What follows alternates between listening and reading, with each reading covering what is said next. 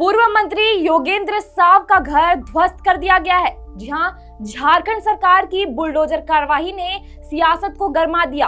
NTPC परियोजना विस्तार के नाम पर पूर्व मंत्री योगेंद्र साव का घर गिरा दिया गया, लेकिन इस कार्रवाई पर कई गंभीर सवाल भी उठ रहे हैं। क्या ये कानूनी प्रक्रिया के तहत हुआ था या फिर जल्दबाजी में लिया गया फैसला? इसी मुद्दे पर अब राजनीतिक आरोप प्रत्यारोप तेज हो गए हैं। हजारीबाग के केराडारी इलाके में गुरुवार को भारी सुरक्षा के बीच पूर्व मंत्री योगेंद्र साव का घर बुलडोजर से ध्वस्त कर दिया गया। ये कार्रवाई एनटीपीसी की कोल माइंस परियोजना के विस्तार के लिए की गई। प्रशासन का कहना है कि जिस जमीन पर मकान बना था वो पहले से ही खनन क्षेत्र के लिए अधिग्रहित की जा चुकी थी। अधिकारियों के अनुसार मुआवजे की राशि ट्रिब्यूनल कोर्ट में जमा कर दी गई थी और इसी प्रक्रिया के तहत जमीन खाली कराकर मकान तोड़ा गया। इस दौरान पूरे इलाके को पुलिस छावनी में बदल दिया गया था और बड़ी संख्या में पुलिस बल तैनात किया गया था ताकि किसी तरह का विरोध ना हो। लेकिन इस कार्रवाई के बाद विवाद शुरू हो गया।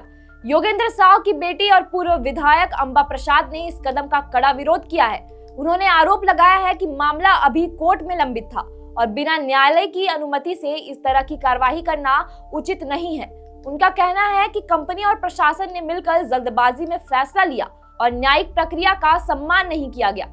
वहीं योगेंद्र साव ने भी इस कार्रवाई को अबुआ सरकार की मनमानी बताते हुए कहा कि उनके परिवार को लगातार निशाना बनाया जा रहा है। उन्होंने ये भी दावा किया कि पहले उनकी फैक्ट्री तोड़ी गई और अब उनका घर, वो भी उनकी अनुपस्थिति में। इस पूरे मामले ने स्थानीय लोगों और अन्य भूरेतों में भी नाराजगी पैदा कर दी है। लोगों का कहना है कि बिना सही पुनर्वास और सुविधाओं के उन्हें जबरन हटाया जा रहा है। उनका आरोप है कि एनटीपीसी की ओर से ना तो रहने की उचित व्यवस्था दी गई है और ना ही बुनियादी सुविधाएं जैसे सड़क, पानी, स्कूल और स्वास्थ्य केंद्र उपलब्ध कराए गए।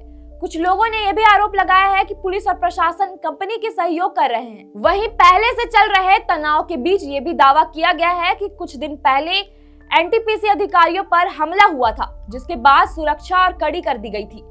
अब ये मामला सिर्फ एक घर तोड़े जाने का नहीं रहा, बल्कि ये बड़ा राजनीतिक मुद्दा बनता जा रहा है। एक तरफ सरकार और प्रशासन इसे विकास और परियोजना विस्तार के लिए जरूरी कदम बता रहे हैं, तो दूसरी तरफ विपक्ष और प्रभावित परिवार इसे अन्याय और जबरदस्ती की कार्रवाई बता रहे हैं। आने वाले दिनों में ये देखना अहम होगा कि इस मामले में कोर्ट क्या रुख अपनाता है और क्या प्रभावित लोगों को न्याय मिल पाता है या नहीं। फिलहाल हजारीबाग में ये मुद्दा पूरी तरह से सियासी घमासान में बदल चुका है। इस पर आपके क्या विचार है, कमेंट में जरूर बताएं और वीडियो को ज्यादा से ज्यादा शेयर करें।